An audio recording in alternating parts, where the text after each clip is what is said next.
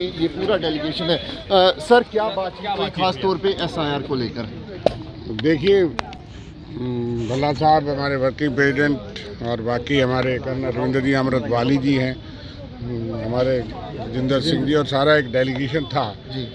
Primarily तो इसमें जो पीओजेके के विस्थापित यहाँ जम्मू डिस्ट्रिक्ट, सांबा, कठुआ, बाकी जगहों में हैं जिनको ST2 का बेनिफिट नहीं मिलता। और दूसरा ये है कि रिफ्यूजीज़ को जो पैकेज कांग्रेस एनसी ने बनाया था 30 लाख पर फैमिली, उसमें 5.5 लाख सैंक्शन हुआ था, वो भी अभी 22,000 फैमिली को मिला है।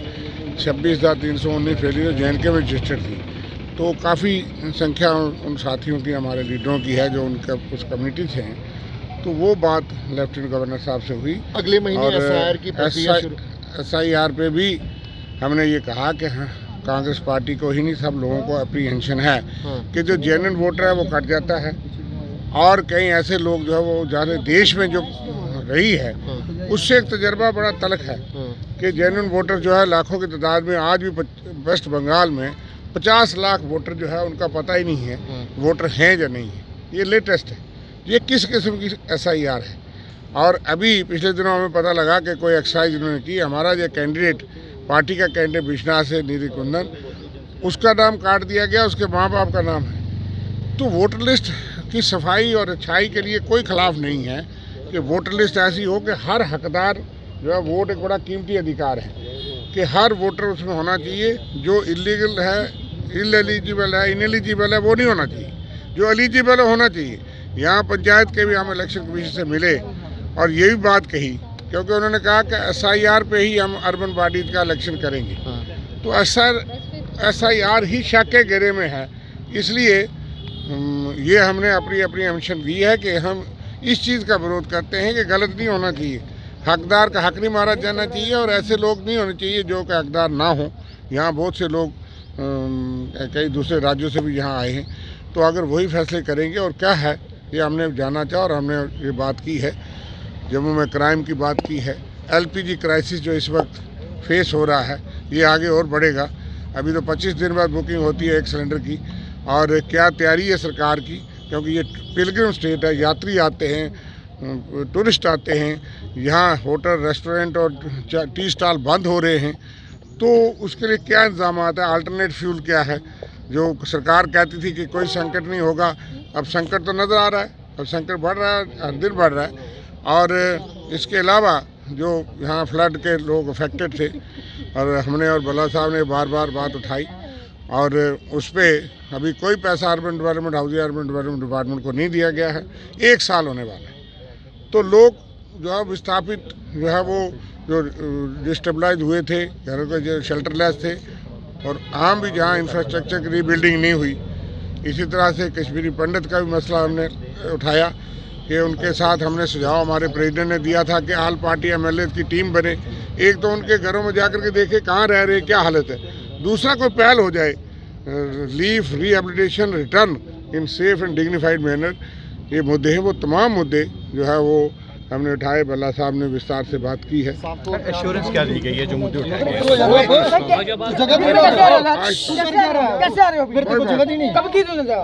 किसने दी इधर, कोई तो कैसे हो गया?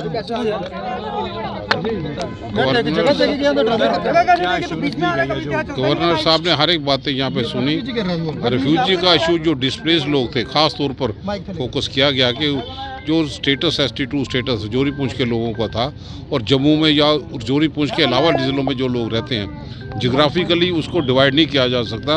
ये डिस्क्रिमिनेटरी एटीट्यूड यहाँ पे था, और मैं समझता हूँ कि रिस्पॉन्सिबिलिटी कहीं दिखाई नहीं देती।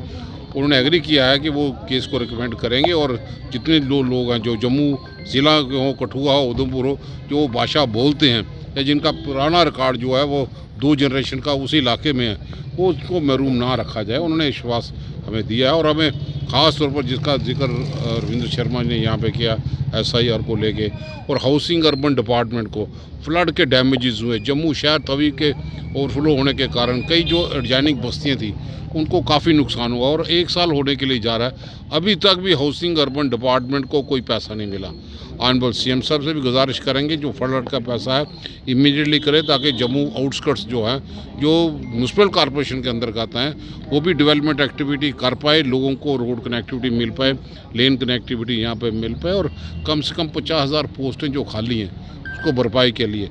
पुलिस स्टेशन अंडर स्टाफ हैं, क्राइम रेट जम्मू में बढ़ रहा है। आप तो देखो आए दिन कहीं पे कोई रेत के माध्यम से किसी का मर्डर होता है, कहीं बच्ची का रेप, कहीं छोटी वारदातें, ज़्यादातर यहाँ पे क्रिमिनल एक्टिविटी उन्होंने सर उठाया है, उसको भी दबाने की ज़रूरत है। वार के चलते कमर्शियल एस्टेब्लिशमेंट जो है उनके कहीं ना कहीं उन पर गाज गिरी। हमने वही सब लोगों ने इसी बात पर सोच किया कि डीजल की बाद पेट्रोल में बढ़ोतरी, महंगाई को काबू करने के लिए कदम उठाने की ज़रूरत है।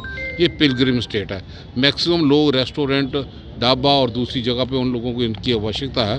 पिलग्रिम टूरिज़्म में कोई गिरावट ना आ पाए, मैक्सिमम फैसिलिटीज़ उनको प्रोवाइड यहाँ पे की जाए, कहीं पर भी कोई अल्टरनेटिव की ज़रूरत हो तो कमर्शियल एक्टिविटी जो सिलेंडर है उसका भी बंदोबस्त पुख्ता इंतज़ाम यहाँ पे किया जाए।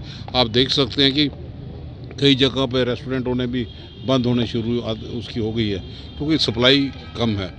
इसलिए हमने फोकस यहाँ पे किया। एलजी साहब के इंस्टीट्यूशन को सीएम के साथ भी मिलने जा रहा हूँ। सीएम साहब के साहब ने बात यहाँ पे की थी, अब दोबारा कोशिश करेंगे। एलजी साहब का इंस्टीट्यूशन था जो महकमे एमएचए के अंडर यहाँ पे आते हैं, एमएचए को एक्टिवाइज करने की ज़रूरत है ताकि जम्मू कश्मीर के रहने वाले लोग जो हैं उनको राहत मिले।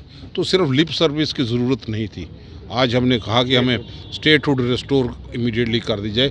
अब कितना सब्र का बांध लोगों का टूट रहा है, और डबल पावर सेंटर के कारण हमारे आम लोग जो हैं वो पिछता चला जा रहे हैं। तो इसलिए स्टेटहुड के साथ साथ बाकी मुद्दे जो एमएचएस से रिलेटेड थे उसको भी हमने उजागर किए।